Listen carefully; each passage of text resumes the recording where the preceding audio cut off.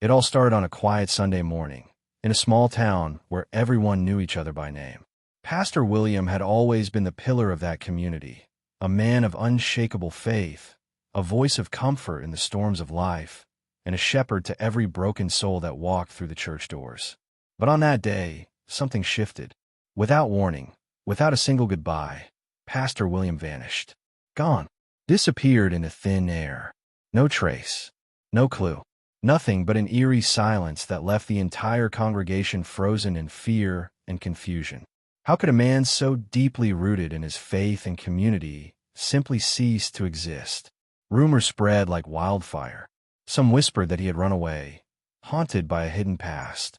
Others believed something much darker had happened. His family was left shattered, his friends devastated, and the congregation utterly lost. The only thing left behind was his old, worn-out hymnal sitting quietly on the pulpit, its pages frayed, its leather cracked by time and use. Nobody could have imagined that buried within those fragile pages was the key to unraveling a mystery that would remain unsolved for nearly 2 decades. For 19 long years, the questions never stopped. Where was he? Why did he leave? Was he alive? Dead? Hiding? Or perhaps was it something no one dared to speak aloud? Time passed. New pastors came and went. Life tried to move on. But the absence of Pastor William left a wound so deep that it never truly healed. Until one ordinary afternoon, a simple accident in the church basement led to a discovery that would shake the very foundation of everything they thought they knew. Hidden between the delicate pages of his old hymnal, a book untouched since his disappearance, lay a single, fragile letter, yellowed by time, the edges brittle, yet the ink still clear enough to read. The moment the envelope was opened, the air grew heavy. What was written inside wasn't just words. It was a revelation, a truth so haunting, so unbelievable, that it made the past 19 years feel like a lie. The kind of truth that doesn't just change stories, it changes lives. And what you're about to hear isn't just a story.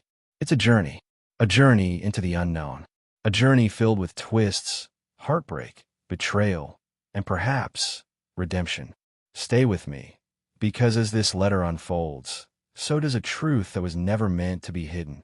The question now isn't just what happened to Pastor William, but why it was buried for so long.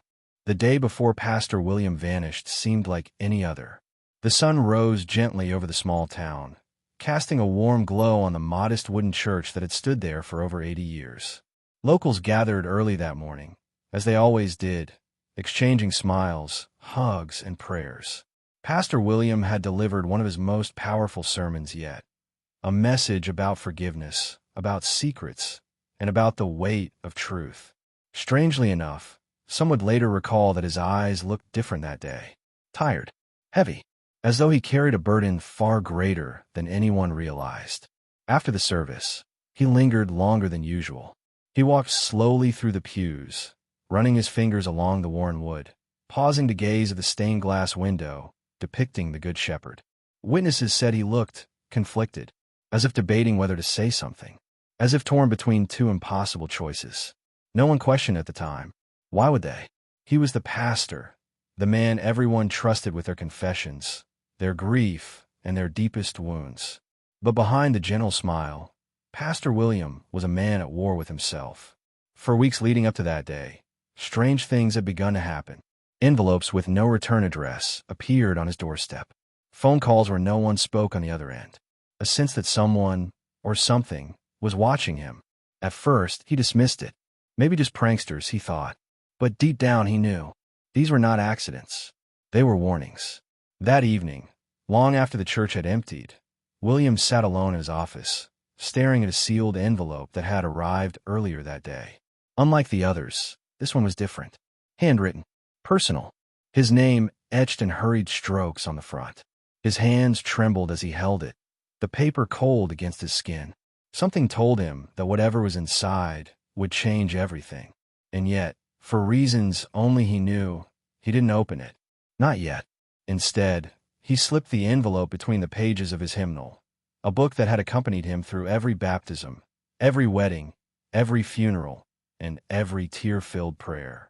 He closed it gently, almost reverently, as though hiding something sacred or dangerous. Moments later, he walked out of the church. Not a single soul saw him leave.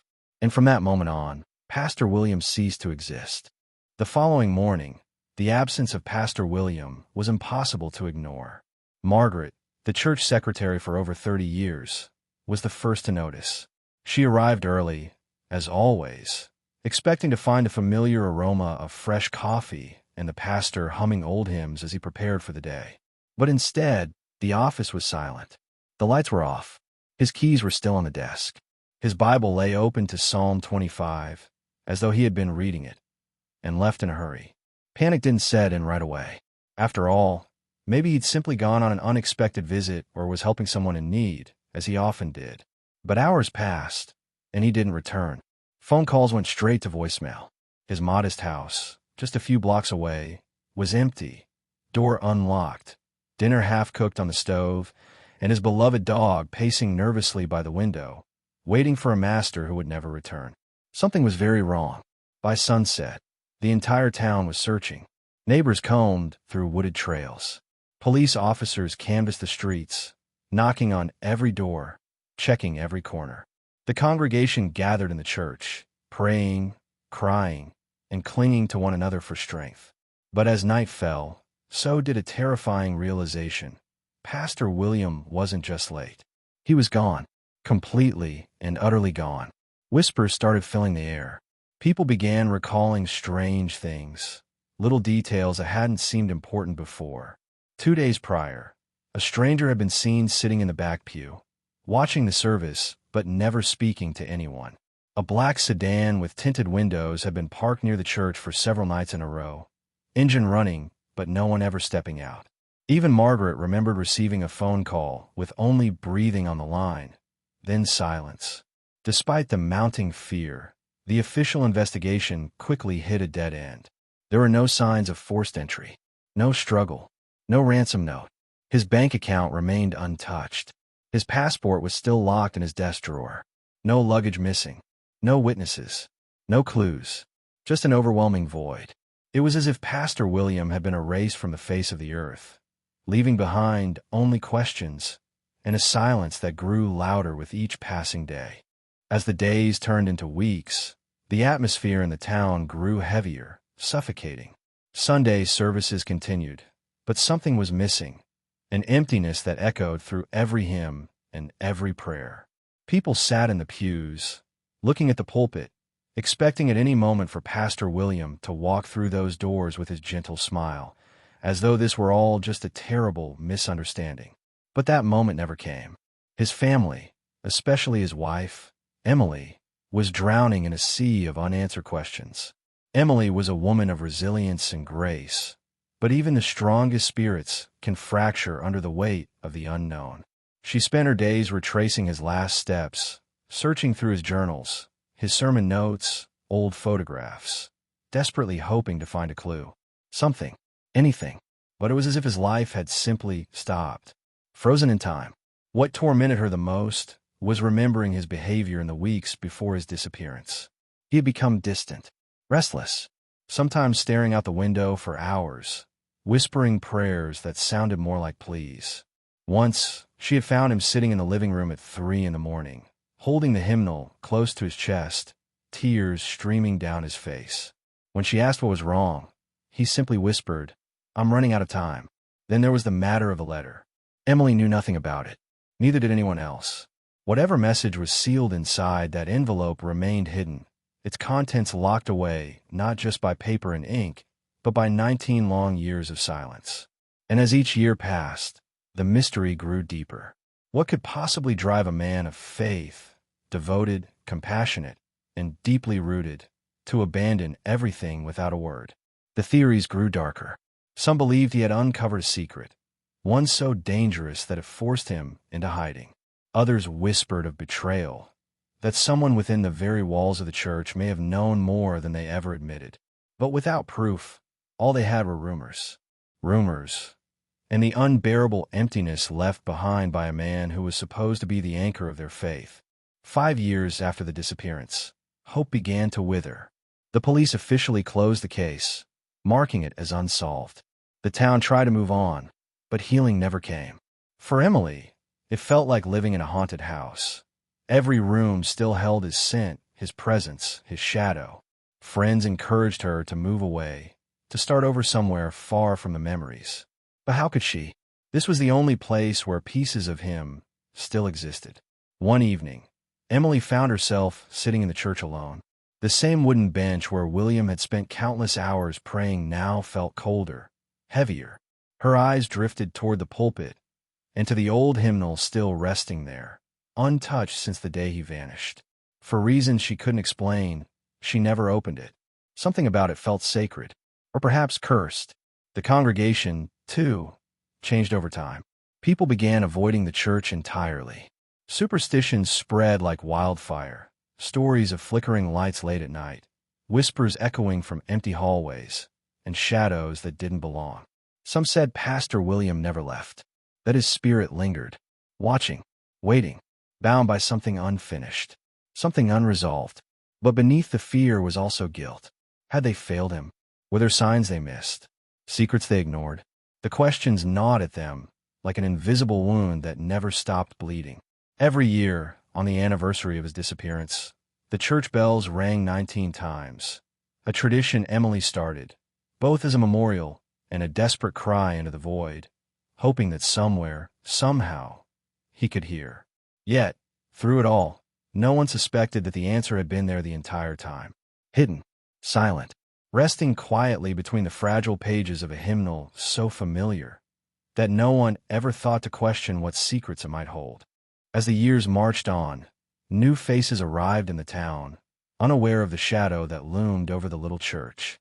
The older generation, those who had known Pastor William personally, carried the weight of his absence like an old scar, visible only to those who knew where to look. Conversations about him became quieter, spoken in hushed tones, as though his name itself could summon the darkness that had swallowed him whole. But no one felt the void more than young Matthew, a boy who had been only 8 years old when Pastor William vanished. Now a grown man, Matthew had become a caretaker of the church, a job he never planned on having, but one that felt destined. He had spent his entire life searching for meaning in the mystery, obsessing over every forgotten corner of the church, every scrap of history that might give him answers to the questions that had haunted his childhood. Late one stormy afternoon, while repairing a leak in the church roof, Matthew accidentally knocked over a stack of dusty old books from a forgotten cabinet in the choir loft. Among the pile was the hymnal. That hymnal, the leather cracked, the pages curled with age, but unmistakably, undeniably, it was the same book Pastor William had cherished. As Matthew flipped through the pages, a chill prickled his skin. Most of the pages were as expected, lined with handwritten notes, sermon ideas, and favorite scriptures. But near the back, pressed between two hymns, "It is well with my soul," and "Nearer, my God, to thee," something fell out. An envelope, a fragile, yellowed envelope, brittle at the edges but perfectly sealed. On the front, in faded ink, were the words, "To be open when the time is right." His hands trembled. His breath caught in his throat. This wasn't just paper. This was a doorway to the truth. A truth locked away for 19 years. Matthew knew, without a shadow of doubt, that whatever lay inside this envelope would not just answer questions. It would change everything. For a long moment, Matthew stood frozen, staring at the envelope as if it might vanish if he blinked. His mind raced with possibilities. What if this was the key? What if it finally explained the whispers, the shadows, the nightmares that had haunted this place for so long? But there was also fear, a deep, gnawing fear. Some truths are heavier than the lies that hide them. He sat on the front pew, the same spot where Pastor William once comforted grieving families and baptized innocent children. The storm outside raged louder, lightning illuminating the stained glass windows in violent bursts of color. The envelope felt heavy in his hands, as though the weight of the past itself was sealed within it. Slowly, carefully, he peeled back the flap. Inside was a letter, written in hurried, almost frantic handwriting. The paper was delicate, threatening to tear with every movement. But the words were unmistakable. The first line alone stole the air from Matthew's lungs. "If you are reading this, it means I am already gone, and you deserve to know the truth." The letter began not with an explanation, but with a confession. Pastor William spoke of a burden he had carried alone for years, a secret he had hoped to bury forever, but one that ultimately refused to stay hidden. He wrote of a stranger, a man who had come to him with information. Information about something that happened decades earlier, long before Pastor William had ever arrived in the town. Something terrible, something unforgivable. But the letter didn't reveal everything. Not yet. Instead, it warned of danger. There are people, it read, who would do anything to keep this buried. If you're reading this, be careful. They are still watching. Matthew felt the room grow colder, as if the walls themselves were holding their breath. For the first time, it became terrifyingly clear. The mystery of Pastor William wasn't just a story about a man who disappeared. It was a story about the darkness that lives in the shadows of even the most sacred places. Matthew's eyes scanned every word, every sentence, as his hands trembled against the fragile paper. The storm outside now seemed like a whisper compared to the thunderstorm unraveling in his mind. Pastor William detailed how, 19 years ago, a man had approached him after a late-night service. This man wasn't a member of the congregation. He wasn't even from the town. He carried with him a story, a truth, and with it a threat. The stranger spoke of a crime buried so deep in the town's history that no one ever dared speak of it. A death. No, an unsolved murder. It had happened decades before, in the very grounds where the church now stood. The victim was someone forgotten by history, but not by justice. And the terrifying part? The killer had never left. He still lived among them, smiling, praying, worshiping alongside the very people he had deceived for years. The letter grew darker with each paragraph. Pastor William confessed that the moment he heard the story, he was consumed by two instincts: his duty to expose the truth and his fear of what that truth might cost. The stranger warned him that if he revealed what he knew, there would be consequences. Dire consequences. Not just for him, but for his family, for his congregation, for anyone who got too close to the truth. Matthew's heart pounded so hard he could hear it echoing against the wooden walls of the chapel. He glanced around, half expecting to see someone lurking in the shadows. A ridiculous thought, perhaps, or maybe not, because the letter ended with something that made his blood run cold. If this letter finds the light of day, it means they failed to destroy it. But it also means they'll know someone has it. At that moment, Matthew realized something horrifying. The envelope hadn't been sealed away perfectly. Time had made the hymnal shift, pages loosened, and the envelope had slipped just slightly into view. If he had found it, could someone else have seen it before him? Were the watchers still out there, watching now? His instinct screamed, leave it, burn it, pretend it was never found. But curiosity has a way of overriding fear. And Matthew knew too well that ignorance was no longer an option. Carefully, he unfolded the second sheet of the letter, one that had been folded tighter, as though William himself had hesitated before including it. It wasn't words this time. It was a map, a crude sketch, the lines shaky, landmarks drawn by hand. The church sat in the center, but the X, an unmistakable X, was marked somewhere behind the church grounds, right near the old well, a place long sealed off, overgrown with ivy, forgotten by most, but not by everyone. Pastor William's note was chillingly clear. This is where it begins, and this is where it ends. Matthew's breath became shallow. The well, of course. That well had been there since the town's founding, even before the church existed. Generations of children had been warned to stay away from it. Tales of bad luck, of accidents, of strange noises echoing from its depths. No one questioned why the town had cemented it shut 15 years ago. Until now. Clutching the map, Matthew felt the weight of the decision before him. Every fiber of his being told him that opening this door to the past would come with consequences. But another voice, quieter, yet more persistent, reminded him of the families who had grieved, of Emily who had waited 19 years without answers, and of a pastor who vanished trying to bring the truth to light. As he stood, lightning flashed once more, illuminating the stained glass image of the Good Shepherd. And for a fleeting moment, Matthew could swear the figure in the glass wasn't looking outward anymore. It was looking straight at him, watching, waiting. The following morning, the storm had passed, but the heavy gray clouds lingered over the town, as if the sky itself was reluctant to move on. Matthew barely slept that night. His mind raced with images of the letter, the crude map, the X marked near the old well. Every logical part of him screamed that this was madness, chasing after ghosts, digging into a past that clearly wanted to stay buried. But the other part, the one that had spent his entire life living under the shadow of this mystery, knew there was no turning back. Armed with a flashlight, gloves, and a crowbar, Matthew made his way to the church's back lot.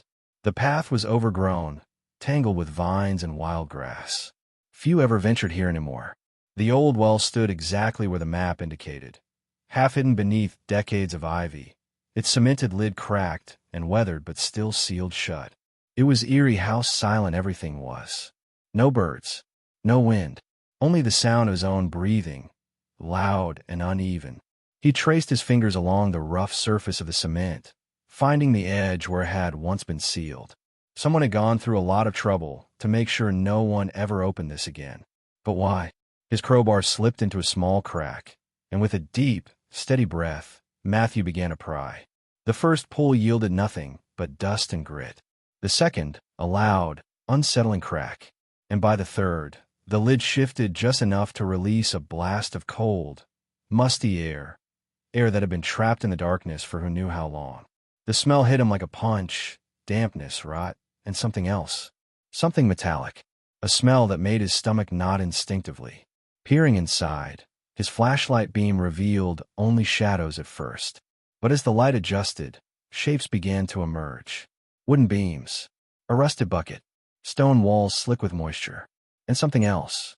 Something wrapped in dark fabric. Something human-shaped. His hands trembled, but he couldn't stop. Lowering himself just enough to get a better view, the realization hit him with the force of a freight train. There, lying against the wall of the well, was a skeleton, clothes still clinging to bone, and beside it, a small leather-bound notebook, warped by water but somehow still intact. Matthew knew at that exact moment, this was it. This was what Pastor William had found, and maybe it was also what had gotten him silenced. Matthew staggered back, gasping for air, his mind spinning. His first instinct was to call the police. But then, as if a voice echoed from deep within his memory, he remembered the letter's warning. They are still watching. Who were they? And more importantly, could they be part of the very institutions he was supposed to trust? Suddenly, the idea of calling anyone felt reckless. Dangerous, even. He knelt back down, forcing himself to look again. His flashlight scanned every inch of the scene. The skeleton bore no clear signs of trauma, no visible bullet wounds, no broken bones, at least not at first glance. But then his light caught something, ropes. Thin, frayed, but unmistakably ropes, tied tightly around the wrists. Whoever this person had been, they hadn't fallen into the well. They'd been placed there, bound, left to die. Beside the body, the notebook sat half submerged in mud. Carefully, Matthew reached down, prying it free. The cover was slick with moisture, the leather peeling at the edges. He opened it slowly. The first few pages were smeared beyond recognition, but as he flipped further, the words became clearer. Names, dates, locations, and a phrase repeated over and over, scrawled in shaky handwriting. Forgive me, Father. Forgive me. A sudden noise snapped Matthew out of his trance. Footsteps. Fast. Crunching against gravel. Getting closer. His pulse exploded. Was someone watching him? Had someone followed him here? He quickly shoved the notebook under his jacket, kicked the cement lid halfway back into place, and ducked behind the tree line. His eyes scanned the horizon. A shadow moved between the trees. Then another. No faces. Just movement. Heart pounding. Matthew crawled low, inching his way toward the church's back door. He didn't know who was out there. But one thing became terrifyingly clear. Whatever truth he had just uncovered, someone didn't want it to see the light of day. And if they had watched Pastor William 19 years ago, they were watching him now. Matthew burst through the back door of the church, slamming it shut behind him, locking it instinctively as his chest heaved with panicked breaths. His mind raced. Who were those figures in the woods? How long had they been watching? Had they seen him uncover the well? Or worse, had they been waiting for someone, anyone, to get too close to the truth. He bolted the door and stumbled toward the sanctuary, gripping the water-stained notebook as if it were the last thread holding his sanity together. The stained glass windows no longer looked beautiful. They felt menacing. Watching. The very place that once offered him solace now felt suffocating. Unsafe. He dropped to the floor behind the pulpit, knees trembling, and opened the notebook again, desperate to understand exactly what he was holding. Flipping past the ruined pages, his eyes caught something that made his skin crawl. A name. A name he recognized instantly. Not because it was a stranger, but because it belonged to someone deeply respected in town. Someone still alive. Someone who had been part of the church leadership for over 30 years. Matthew's hand shook as he read it again and again, refusing to believe it. But there it was, etched in ink, undeniable. The entries became darker. One by one, they listed names connected to a group. A secret society hidden in plain sight. Men who wore the mask of righteousness by day, and by night, became something else entirely. The notebook detailed payments, threats, disappearances, cover-ups, and then a final entry, barely legible, smeared with what Matthew could only hope was water but feared was something else. He found out. He knows. It's only a matter of time. Matthew collapsed against the wall, gripping his head in disbelief. This wasn't just about Pastor William anymore. This was bigger, much bigger. This was about an entire system built on lies. A deception that had infected not just the church, but the town itself. And the horrifying realization hit him like a tidal wave. If these men were willing to silence a pastor 19 years ago, what would they do to him now? Suddenly, a loud knock echoed from the church's front doors. 3 heavy, deliberate bangs that made the floor vibrate beneath Matthew's feet. He froze, breath caught in his throat. Whoever it was, they weren't just visiting. They were sending a message. A warning. Perhaps a threat. Slowly, he crawled toward the side window, carefully pulling back the curtain just enough to peek outside. There, parked across the street, was the same black sedan. The same one that had been seen 19 years ago, idling outside the church in the weeks before Pastor William vanished. It hadn't aged. Neither had the fear it carried. Matthew scanned the sidewalk. 2 men stood near the car, both dressed in dark suits, sunglasses obscuring their faces, even though the sky was overcast. One spoke into a walkie-talkie. The other stared directly at the church doors, waiting. His heart raced as he backed away from the window, clenching the notebook tighter. He couldn't stay here. He couldn't trust anyone. Not the police, not the town officials, not even the congregation. Who among them was part of this? Who could he turn to without walking straight into a trap? Every instinct told him the same thing Pastor William must have felt 19 years ago. Run. But where? And how? The back entrance was too risky. They'd seen him go in. The front was worse. His eyes darted toward the trapdoor behind the pulpit. It led to the old basement, a place rarely used, cluttered with decades of forgotten relics. From there, he remembered, there was a narrow maintenance tunnel that connected to the boiler room, and a second exit behind the chapel. It was a long shot, but it might be his only one. Racing against the pounding footsteps approaching the front entrance, Matthew pulled open the trapdoor and descended into the suffocating darkness below. Dust filled his lungs. Cobwebs clung to his face. The air was thick, damp, and ice-cold. He didn't care. With the flashlight shaking in one hand and the notebook pressed to his chest with the other, he moved as fast as his legs could carry him, knowing that what waited on the other side wasn't just freedom. It was a path straight into the heart of a truth that had claimed one life before, and now threatened to claim another. The basement was a world frozen in time. Dust-covered pews, broken candlestands, and stacks of books piled against crumbling brick walls. The narrow maintenance tunnel yawned open at the far end, barely wide enough for a grown man to crawl through. Matthew's flashlight flickered, casting long, trembling shadows as he forced himself into the passage. Every scrape of his boots against the concrete floor echoed like thunder in the suffocating silence. As he moved forward, memories flooded back, stories the elders used to whisper about this tunnel, rumors that it had once been part of the Underground Railroad, helping runaway slaves find freedom. Others claimed it was built as an escape route during the earliest days of the town, back when persecution wasn't just a fear, but a daily reality. Whatever its origin, it was now his lifeline. His only shot at staying one step ahead of the men who were undoubtedly searching the church at that very moment. The notebook throbbed in his hand like a living thing. Every time he thought of the names inside, the crimes detailed on those pages, his stomach twisted. Some of these men had baptized children, counseled the grieving, and led prayers that echoed through this town for decades. How could darkness exist so comfortably within the very heart of a place meant for light? It was a betrayal so deep, so personal, it made him question everything he had ever believed. Halfway through the tunnel, his flashlight began to sputter. Panic surged. The idea of being swallowed by complete darkness clawed at the edges of his mind. But then, faint light. A sliver. The tunnel angled upward toward an old wooden hatch, swollen and cracked with age. He shoved it once, twice. On the third push, it gave way, splintering open and sending a blast of fresh, cold air into his face.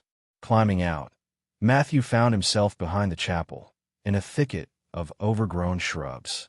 The black sedan was nowhere in sight. Either they hadn't noticed his escape, or worse, they had, and were waiting. He crouched low, scanning the area. His mind was clear now, razor sharp. There was no going back. Whatever truth had stolen Pastor William from the world 19 years ago was now his to carry, and it was a burden that could either set the town free or bury him beside it. Matthew darted through the backyards of neighboring homes, keeping low, heart pounding like a war drum. Every window felt like an eye, every shadow a trap. His destination wasn't far. There was only one person in this entire town he still believed he could trust, an old woman named Mrs. Agnes. She was the oldest living member of the congregation. Sharp, quiet, and someone Pastor William had once called his silent confidant. Reaching her house, a weathered Victorian on the edge of town, he knocked in a frantic rhythm. 3 quick taps. 2 slow. 3 quick again. It was an old signal, one used by the church decades ago. He didn't even know if she'd remember. But after a few agonizing seconds, the door creaked open. Mrs. Agnes stood there, frail but defiant, her eyes narrowing behind thick spectacles. She took one look at Matthew, covered in dirt, scratched, trembling, and without a word, pulled him inside. Once the door was locked, she guided him to the kitchen. "Tell me," she said, voice firm but laced with an undertone of dread, "what have you done?" Matthew placed the notebook on the table between them. Her hands trembled as she reached for it, but she didn't open it. Instead, she closed her eyes and sighed. A deep, pained sigh that sounded like the release of a burden too heavy to carry alone. "I knew this day would come," she whispered, almost to herself. "I prayed it wouldn't, but I knew." Her eyes met Matthew's. "He tried to warn me. William. He came here the night before he vanished. He told me there were things, dark things, happening under the surface, things he had uncovered. He didn't tell me everything, but he said if something happened to him, someone else would have to finish what he started." Matthew stared, stunned. Did you know what was in this?" He tapped the notebook. Her silence was his answer. Not full knowledge, perhaps, but enough. Enough to know that the very foundations of their town were rotting beneath a facade of righteousness. And now, together, they would have to decide, bury it again, or tear it all down. For a long moment, silence filled the kitchen, thick, suffocating, almost heavier than words could bear. Mrs. Agnes traced her fingers over the notebook, her frail hands trembling not from age, but from the ghosts of memories long suppressed. There were whispers back then. She finally began, voice low but steady. Things that didn't add up. People who disappeared. Quiet settlements. Sudden deaths ruled as accidents. But no one dare ask questions. No one, except William. Matthew leaned forward, his voice barely a whisper. "What did he find, Agnes?" Her eyes, clouded by age, but still sharp with a fire that refused to die, locked onto his. "He found the truth about the council," she said. "Not the church council, the real one. A group that's existed longer than the church itself. Men who believe that some secrets are worth any price to protect, even blood." Her words struck him like a physical blow. The council, a shadow organization that operated within the town, beneath the surface of everything that appeared normal. The notebook wasn't just a record of crimes. It was a ledger of control. Names of those who obeyed. Names of those who vanished. Names of those who paid the ultimate price for speaking the truth. Agnes pulled out a small, locked metal box from beneath her kitchen floorboards. Her hands shook as she opened it, revealing faded photographs, yellowed newspaper clippings, and handwritten letters.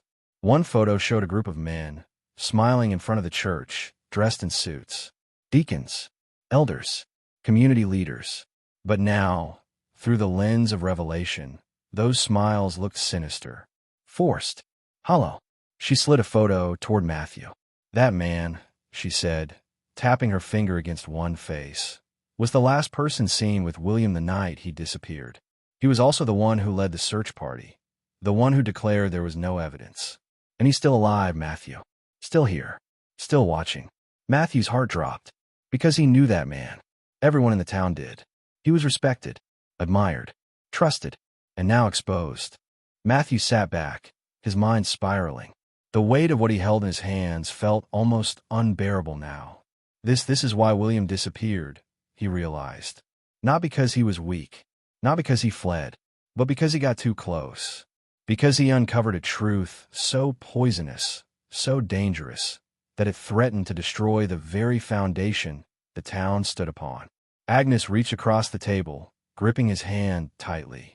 "Listen to me," she said, her voice firmer than he'd ever heard it.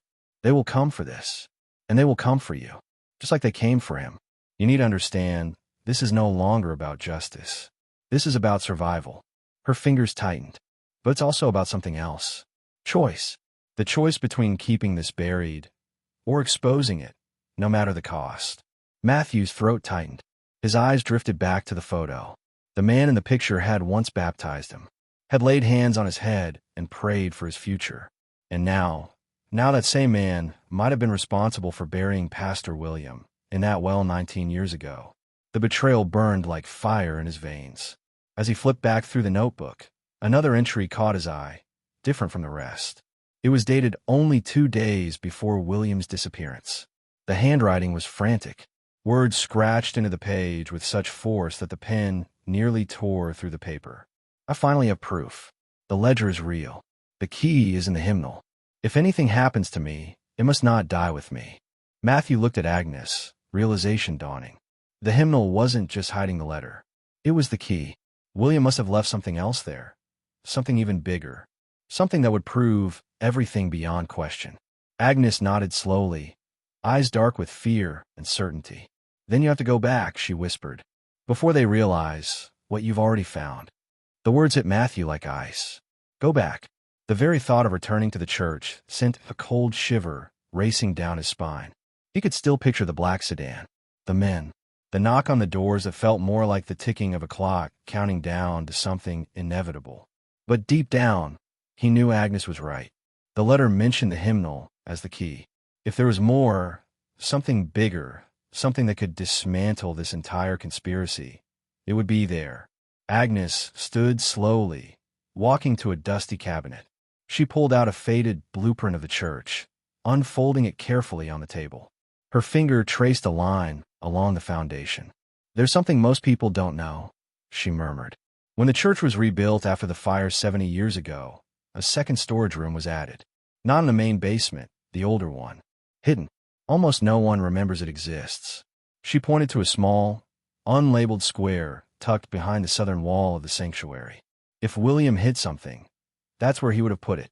Away from sight. Away from easy discovery. Matthew leaned closer, committing the location to memory. His pulse quickened. A mix of fear, adrenaline, and grim determination began boiling inside him. Outside, the sky had begun to darken again, clouds heavy with an incoming storm, as if nature itself reflected the chaos brewing beneath the surface. Matthew stuffed the blueprint into his backpack, alongside the notebook. His hands trembled, but not with weakness. It was focused now. Clarity. A storm was coming, both outside and within the soul of this town. And this time, he wouldn't run. He would walk straight into it. As he stood to leave, Agnes grabbed his arm, her eyes suddenly glassy with unshed tears. "Matthew, they took William. But don't let them take you. If you open this door, You can't ever close it again." Her voice dropped to a whisper. "You were meant to find this. I know it. But promise me. Promise me you won't face this alone." Matthew nodded slowly, the weight of her words sinking deep into his bones. "I promise," he whispered, even though a part of him already knew that some journeys, no matter how dangerous, are meant to be walked alone. Dusk bled into night as Matthew made his way back toward the church. Every step felt heavier than the last. The streets were quieter now, too quiet. Lights in the houses dimmed, curtains drawn. Whether the town sensed something or whether the watchers had warned them, he couldn't tell. But the air was thick with tension. Approaching from the east side, he avoided the main road, cutting through back alleys and overgrown paths. His destination was the side entrance, the one rarely used except during emergencies. If the men in the sedan were still watching, they would likely be focused on the front and rear. The side door, hidden behind a row of thick hedges, offered his best chance. As he slipped inside, the silence of the sanctuary pressed against his eardrums. No footsteps, no voices, only the faint hum of the old air vents and the creaking of wooden beams settling in the wind. He moved carefully, his flashlight sweeping across familiar pews that now felt foreign, haunted by the weight of secrets layered over decades. Making his way toward the southern wall, he found it, a narrow panel behind the choir loft, partly hidden by an old tapestry depicting the Last Supper. Peeling the tapestry aside revealed a seam, a faint outline of a door long forgotten. His fingers searched the edges until they caught on a latch, rusted but still functional. He pulled. With a reluctant groan, the door cracked open, releasing a puff of stale air that smelled of dust, mold, and history. Inside was a narrow corridor, no more than 3 feet wide. Stone walls, dirt floor. His flashlight flickered over shelves stacked with broken-in books, shattered furniture, and boxes labeled with dates from half a century ago. But at the far end, something stood out. A small, locked chest, newer than everything else, unmarked, untouched by dust, as if someone or something had placed it there recently, or worse, had returned to check on it. Matthew stepped slowly toward the chest, every instinct in his body screaming both to open it and to run from it. His flashlight trembled in his hand, casting frantic shadows against the cracked stone walls. The chest was different, modern, reinforced metal corners, a combination lock on the front, worn from time, but not ancient like everything else around it. His mind raced. What's the code? Then, like a whisper from the past, it came to him. Psalm 25. The verse that had been left open on William's desk the day he vanished. Matthew knelt, his fingers shaking as he twisted the dial. 2501. A deep, mechanical click echoed through the corridor, louder than it should have been. The latch sprang open. He lifted the lid, and what he saw inside sucked the air from his lungs. Folders, dozens of them, each labeled with dates, names, and what appeared to be financial records. But beneath them, something even worse. Photographs, black and white, grainy, some decades old, some recent, and every single one showed the same thing. People, bound, afraid, some standing in the woods, some near the well, some faces frozen in terror, seconds before something terrible happened. At the bottom of the chest was a sealed envelope marked, Final Confession, W.H. William's handwriting. Matthew grabbed it, hands trembling. Inside were pages of tightly written notes, not just about the council, but about the rituals they performed, the threats they issued, and most damning of all, a witness list. People William had spoken to, people who had come forward, terrified, ready to expose it all. Every name, crossed out, one by one. Matthew's vision blurred. His breath hitched. It wasn't just Pastor William who was silenced. There were others, many others. And if this was true, it wasn't just the church infected. It was the town, the authorities. The very fabric of everything they thought was safe, good, holy was rotten down to the bone. A sudden noise shattered the suffocating silence, the unmistakable sound of footsteps. Slow, deliberate, boots on concrete, not from the entrance, from inside the hidden corridor. Matthew's heart dropped. He scrambled, stuffing the files and the confession into his backpack, slamming the lid of the chest shut as quietly as possible. He killed the flashlight. Darkness swallowed him whole. The footsteps grew louder. Closer.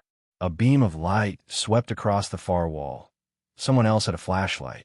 Someone who knew this corridor existed. A voice followed. Calm. Measured. Familiar. I know you're in here, Matthew. You found something that doesn't belong to you. The voice sent ice through his veins. It wasn't a stranger. It was a man he'd known his entire life. A man who had led Sunday school. Who had prayed over the sick. A man whose name was written in that notebook. Matthew pressed himself against the wall, barely breathing. He could see the beam of the flashlight slicing through the dust-laden air. Another voice joined the first, gruffer, colder. We told them this would happen. Should have cleaned this up years ago. The first man sighed. Doesn't matter now. Find him. End it. Before it spreads. Matthew's fingers searched the wall behind him, desperate, praying for anything. A door, a hatch, an exit. And as if fate itself intervened, his hand caught on a loose stone. It shifted under his grip. Then, with a low mechanical groan, a narrow panel swung open, revealing another pitch-black tunnel descending deeper underground. He didn't hesitate. He slipped inside, pulling the panel closed behind him just as the flashlight beam passed over the spot where he had stood. As he crawled into the darkness, heart pounding louder than the footsteps behind him, one thought consumed him completely.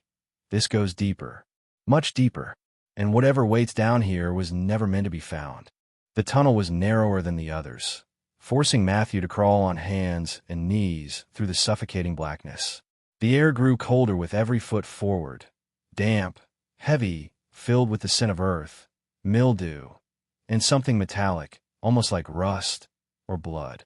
His backpack scraped against the low ceiling, each sound amplified 100-fold in the deafening silence. Behind him, the muffled voices faded, but not completely. They were searching, methodically, patiently, like predators who knew their prey had nowhere left to run. But this tunnel, it wasn't on any blueprint, not on the maps Agnes had shown him, not in any story or rumor he'd ever heard.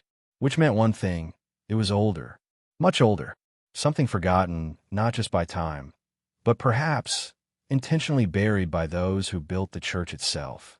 Suddenly, the tunnel widened. Matthew found himself crawling into a chamber, a natural cavern hollowed deep beneath the church foundations. His flashlight flickered back on, revealing stone walls covered in markings. Symbols, some religious, some not. Strange sigils carved deep into the rock. Crosses mixed with symbols he didn't recognize. Circles, triangles, spirals, and words, Latin, Hebrew, even languages he couldn't name. In the center of the chamber stood a table. Stone, rough, dark stains marred its surface. Ancient, faded, but still visible. Beside it, piles of broken wood, burned remnants of candles, rusted chains. This wasn't a storage room. It was something else. A place of rituals, of secrets far older than the council itself. A place where something had happened, something terrible. Then his flashlight caught on something else. On the far wall, tucked behind a collapsed section of stone, was a wooden crate, different from the others. Newer, clean, marked with a symbol he now recognized all too well. The same insignia that appeared in William's notebook. Matthew's hands trembled as he approached, pried it open, and what he saw inside nearly made him collapse. Folders, documents, videotapes, and on top, a leather-bound journal. The front cover stamped with gold letters. Property of W.H. Pastor Williams' personal journal. His final words. His full story. As Matthew opened the journal, a wave of dread washed over him. The first page was simple, written in steady, careful handwriting. If you're reading this, then it means I failed. Or, it means someone finally had the courage to finish what I started. Either way, the truth must be known. The entries began months before William's disappearance. At first, they were benign, notes about sermons, about prayers for members of the congregation. But then, the tone shifted. He wrote about the stranger, the same man mentioned in the letter, about veiled threats, about realizing that the very foundation of the church wasn't built on faith, but on silence, on secrets, on blood deals made generations ago, traded in shadows for power, protection, and control. William had been digging into financial records, discovering massive discrepancies. Donations meant for charity redirected into offshore accounts. Real estate purchased under shell companies. And then, the disappearances. People who had come forward. People who had spoken too loudly. Each one silenced. The deeper William went, the clearer the picture became. The council wasn't just a group of corrupt men. It was an institution. Self-sustaining. Generational. Passed down like an inheritance of darkness. One entry stopped Matthew cold. I have reason to believe there is a second well. Older. Hidden. The first was used to silence, but the second was used to begin it all. His skin prickled. A second well. One no one had ever found. The implications twisted his stomach into knots. Then, as he flipped to the final entry, written just days before William vanished, 5 words were scrawled across the page in hurried, trembling handwriting. They know. They're coming. And beneath it, a crude map. Not of the church, not of the town, but of the woods far beyond the edge of the community. And marked at its center, a circle, and one single word. Well. Matthew sat frozen, the map shaking in his hands as the weight of its meaning pressed against his chest like a stone. A second well. If what William had written was true, then the horror hidden beneath this town ran even deeper than anyone had ever imagined. The first well was merely a graveyard, an end. But the second was the beginning. The birthplace of everything dark that had poisoned this place for generations. A noise behind him snapped him back into reality. A faint thud. Footsteps. Echoes. Getting closer. He shoved the journal, the tapes, and as many documents as he could into his backpack, zipping it shut as quietly as possible. His eyes scanned the chamber frantically. No doors. No hatches. Only a narrow fissure on the far side of the cavern, barely wide enough for a person to squeeze through. Without thinking, he lunged toward it, slipping sideways between jagged stone. His backpack scraped the walls, tearing fabric. Dust filled his lungs. Every inch forward felt like the rocks themselves were trying to squeeze the life out of him. But behind him, voices grew louder. Closer. A flashlight beam sliced across the chamber. "Check over there," someone barked. Boots crunched on gravel. Metal scraped against stone. Matthew pushed harder. One shoulder through, then his hips. A sharp rock tore in his arm, but he didn't stop. Finally, he tumbled forward into open air, landing hard on wet earth. He gasped, sucking in the cold, fresh air of the night. Looking up, he realized where he was. The tunnel had led him outside, the base of the old ravine behind the church, hidden by thick brush, invisible from the road. But something else caught his eye. Not 50 feet away, half buried under roots and moss, stood a structure. Round, stone, covered in vines. His breath caught in his throat. It wasn't possible, and yet there it was. The second well, not sealed, not filled, open, waiting. The well loomed in the moonlight, its stones slick with moss and age. Unlike the first, this one bore carvings, symbols worn down by centuries but still visible. Circles within circles. A serpent devouring its own tail.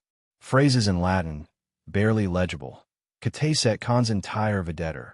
He who is silent is taken to consent. Matthew approached slowly, each step weighted with dread. The air around the well felt colder, heavier, as if it carried the echoes of 1,000 untold stories. He peered inside, shining his flashlight down. Unlike the first well, this one wasn't dry. A pool of black water shimmered at the bottom, perfectly still. But something else reflected back at him. Something metallic, half-submerged. A box. His hands gripped the rotted remains of the pulley system, testing its strength. The ropes snapped instantly. No way down that way. Swallowing hard, he scanned the perimeter, finding a narrow ledge of roots and stones spiraling down the inner wall. Risky, but the only way. With trembling fingers, he started the descent, pressing his back against the slick stone, inch by inch. Every slip sent rocks tumbling into the water below, breaking the silence with hollow splashes. Halfway down, a bat startled from the crevice above, brushing his shoulder as it fled into the night, nearly sending him tumbling. His hands gripped harder, knuckles white, breath ragged. But he didn't stop. He couldn't. Whatever was down there, William had known. had marked it, had wanted it to be found. Reaching the bottom, the water came up to his ankles, freezing, thick with mud. The box was heavier than it looked. Metal, padlocked, but time had weakened it. One solid strike with a rock cracked the latch open. Inside were bags, sealed, waterproof, and within them more files. A stack of VHS tapes, photographs, and on top of it all, a cassette recorder. Taped to the recorder was a note, yellowed but dry. "Play this first." Matthew's hands trembled as he pressed play. The cassette clicked, then static, followed by voice. Weak, fractured, familiar. "Pastor William, if you're hearing this, it means they failed to destroy it, and it means you are now part of this story. God help you." The sound of William's voice, ghostly, fragile, yet filled with a quiet desperation, paralyzed Matthew. For a moment, he forgot to breathe. The crackle of static mixed with shallow breathing filled the headphones, as if the recording itself carried the weight of every secret it contained. Then the voice continued, trembling but steady. "This is my final testimony, my confession, my warning."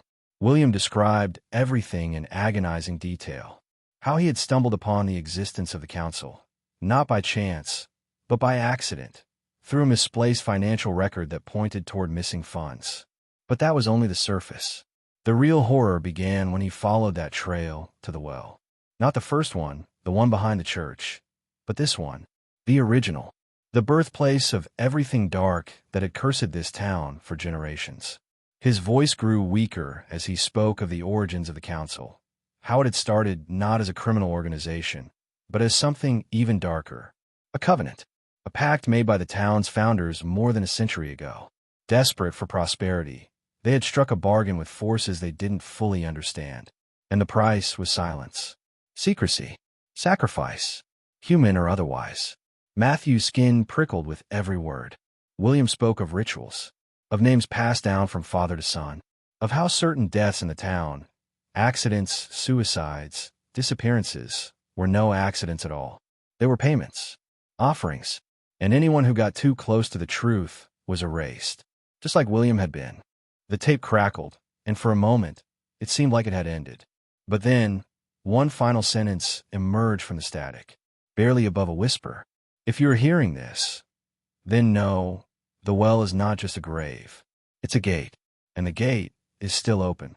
Matthew dropped the recorder, his pulse roaring in his ears. A gate. What did that mean? Metaphor? Something spiritual? Or something worse? His eyes scanned the contents of the box, desperate for anything that could explain. More files. More photographs. Some dated over 100 years ago. All showed the same symbols. The same well. The same group of men. Faces repeating through generations, as if the same families had carried this curse for centuries. Then, something different. A rolled canvas at the bottom of the box. He unfurled it carefully, revealing a hand-drawn map of the entire town. But this was no ordinary map. It was marked with symbols, circles, crosses, X's, and, at the center, connecting all points, the well. But there was more. A line, almost invisible, drawn beneath the surface. A tunnel, a passage leading from the well directly to the basement of one particular house. Matthew's blood turned to ice. He recognized the address instantly. It was the home of the most powerful man in town. The same man who had led search parties 19 years ago. The same man whose name was circled in William's notebook. The patriarch of the council. The spider at the center of this web. As his mind raced, another noise shattered the silence. Not footsteps, not voices. A rumble, deep, from beneath his feet. The water in the well trembled. Ripples danced across the surface. And then, a sound that didn't belong in this world. A low, guttural groan, like something massive shifting far below. Stone grinding against stone. Or something worse, something alive. Matthew staggered back, flashlight flickering wildly. His eyes darted toward the rope ladder leading out. He had what he came for. The journal, the tapes, the map, the proof. But as the sound grew louder, closer, one horrific realization settled in his bones. The well wasn't just a place where secrets were buried. It was something far worse. Something that was no longer content to stay hidden. Something waking up. The rumble grew deeper, vibrating through the stone walls, through the soles of Matthew's boots, through his bones. Every primal instinct screamed at him to run, to escape. Now, he shoved the tapes, the maps, the photographs, and William's journal back in his backpack, pulling the zipper with shaking fingers. But his eyes couldn't help but glance back at the dark water inside the well. The ripples had become waves. Something was moving, rising. Then another sound, different, from above. Voices, footsteps, flashlights scanning the perimeter. The council, they had followed him. Trapped between what was below and what was closing in from above, Matthew's breath came in ragged gasps. His eyes darted around, scanning for anything, any exit, any crevice, any chance of survival. And then he saw it. Near the base of the well, half submerged in water, was a narrow drainage tunnel, partially collapsed, barely large enough for a man to squeeze through. He didn't hesitate. He threw his body toward it, plunging waist-deep into the freezing black water. Rocks tore at his arms and legs as he forced himself through the gap, scraping skin, shredding his jacket. The tunnel narrowed even further, suffocating him in mud and darkness. Behind him, the voices grew sharper. "Check the well," someone shouted. A flashlight beam swept over the opening, missing him by inches. But louder still was the sound from below. A deep, monstrous grinding. A wet, gurgling roar. As if something massive, something ancient, was forcing itself awake after centuries of restless sleep. Matthew crawled faster, every muscle screaming. The tunnel bent sharply upward. Roots clawed at his face. Stones tore at his hands. But then light. Faint. A small grate above. With one final surge of strength, he slammed his shoulder into it. Once. Twice. The third time it cracked open. He tumbled out into the night, gasping, soaked, shivering, but alive. For now, looking around, Matthew realized he was at the edge of the forest, nearly half a mile from the church. His eyes scanned the tree line. No sign of the men. No sign of the thing beneath the well. But the distant rumble still echoed in his ears, as if the earth itself carried its warning. Something was wrong. Something was terribly, irreversibly wrong. He checked his backpack. Everything was still there. The journal, the tapes, the files, the map. Proof. Irrefutable. But now it wasn't just about exposing the council. It wasn't just about justice or truth. It was about something bigger, something darker, something that had been festering beneath this town for over a century, and that was no longer content to remain in the shadows. His eyes drifted back toward the town, its lights glowing softly against the horizon, to the innocent people sleeping in their homes. People who had no idea what their town was built upon, no idea what was moving beneath their feet, no idea that the clock had already started ticking. Suddenly, headlights, approaching fast, not from the town, but from the back road that led through the forest. Panic surged. Were they looking for him? Were they tracking him? Or was it something else? He ducked behind a fallen tree, heart pounding, holding his breath as the car slowed. It stopped. The engine idled. A door opened. Footsteps. Then a voice. A woman's. Soft. Shaken. Matthew. His heart stopped. He knew that voice. Emily. Pastor William's wife. The woman who had spent 19 years mourning. 19 years waiting. 19 years searching for answers. And now, somehow, she had found him. And if she was here, it meant one terrifying thing. She knew something, maybe more than anyone had ever realized. For a moment, Matthew couldn't move, couldn't breathe. Of all the people he expected, or feared, to find him in that moment, Emily was the last. Slowly, he rose from behind the fallen tree, his hands still trembling, mud streaked across his face. The headlights blinded him for a second until she stepped into view, her face illuminated. Older, wearier, but her eyes still burned with the same relentless fire of someone who had spent nearly 2 decades chasing ghosts. "Emily," he stammered, his voice barely a whisper. She walked toward him quickly, glancing over her shoulder, as though checking to make sure no one had followed. "Get in. Now. We don't have much time," she said urgently, unlocking the passenger door. Once inside, the car sped off, tires skidding against the gravel. The silence between them was suffocating. Only the sound of the engine and Matthew's ragged breathing filled the space. Finally, she spoke, her voice tight with fear and determination. I knew someone would eventually find it. I always hoped it wouldn't be you. But here we are. Her hands gripped the wheel so tightly her knuckles were bone white. Matthew stared at her in disbelief. You knew. His voice cracked. Emily nodded without taking her eyes off the road. Not everything. Not until recently. But enough. Enough to know that William didn't just disappear. He was taken. Silenced. And now, if you found what I think you did, they'll come for you too. Her voice trembled, but not with fear. With rage. I won't let them take anyone else. Not you. As they sped through the winding back roads, Matthew unzipped his backpack, pulling out the journal. William left everything. His voice trembled. The proof. The history. The tapes. Even the second will. Emily's hands trembled for the first time. Her breath caught. Her eyes darted to him. You found it, she whispered. Matthew nodded, and her next words fell like a hammer. Then it's already too late. The car screeched around a sharp turn, heading toward the outskirts of town, where the hills swallowed the road into dense forest. Emily's breathing quickened. There's something you don't know, she said, gripping the wheel tighter. The council, the well, it's not just about power, or money, or silence. Her voice dropped, almost trembling.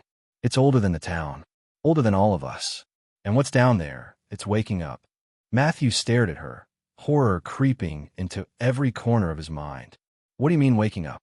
His voice cracked. She shook her head. William believed it was symbolic, that the gate was a metaphor, a warning about the corruption in men's hearts. Her eyes flicked toward him, filled with a pain so deep it felt endless. But he was wrong. It's not a metaphor. It never was. As the car topped the final hill, the town stretched below them, peaceful, quiet, unaware. But then, a tremor, subtle, barely noticeable, but enough to make the windshield shudder. Emily slammed the brakes. They stared out over the valley as something, an unnatural vibration, echoed through the earth. The lights in the town flickered. Once, twice. A low sound filled the air. Not thunder, not wind, but something deeper. A groan, a growl, like the earth itself was breathing. The well, the gate, it was open. And whatever had been trapped for centuries was no longer content to sleep. No longer content to be forgotten. Emily turned to Matthew, her face pale but defiant. There's more, she whispered. There's something William never wrote down. Something he never dared to put on paper. Because even he was too afraid to admit it. Her hands tightened on the wheel. If we don't stop it now, this town won't survive. None of us will. And as the tremor grew stronger, as the first cracks split the ground below, one final, horrifying truth settled into Matthew's soul. This was never just a mystery about a missing pastor.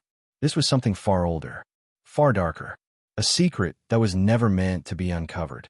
And now, it might be too late to bury it again. As the tremors faded into the night and the silence once again blanketed the town, a haunting realization settled like dust in the air. Some secrets are not just forgotten. They are buried. Buried because the truth, sometimes, is too heavy for the living. But the truth has a way of clawing itself back to the surface, no matter how deep it's pushed down. And now, standing on the edge of everything they thought they knew, Matthew and Emily faced the same question that William once did. What do you do when the truth could destroy everything? But staying silent means letting evil win. The story of Pastor William was never just about a man who vanished. It was about the choices that ripple through generations, the cowardice of those who bury the truth, the courage of those who dare to uncover it, and the terrible cost that both paths demand. In the end, the well wasn't just a hole in the ground. It was a mirror, a reflection of every secret, every lie, every sin that a community chooses to ignore in exchange for comfort, for normalcy, for the illusion of peace. And perhaps, the most chilling part of this story isn't the well itself. It's not the council, the tapes, or even what stirs beneath the ground. The most terrifying truth is that evil doesn't always wear the face of monsters. It often smiles. It often prays. It often sits in pews on Sunday mornings, shaking hands, offering blessings, while quietly feeding the darkness beneath. It thrives, not because it is stronger, but because the good remain silent. So as this story reaches its end, one question remains for you. How many secrets like this exist in the places we think are the safest? How many truths are buried right beneath your feet, hidden behind the smiles of those you trust most? Because if there's one lesson to take from this, it's that silence is never neutral. It's a choice. And sometimes, it's the deadliest one. And if this story gripped you, if it made you question, reflect, and wonder, then stay close.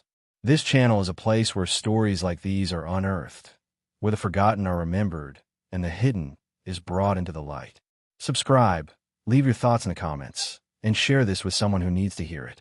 Because sometimes, the only thing more powerful than the truth itself is a voice brave enough to speak it.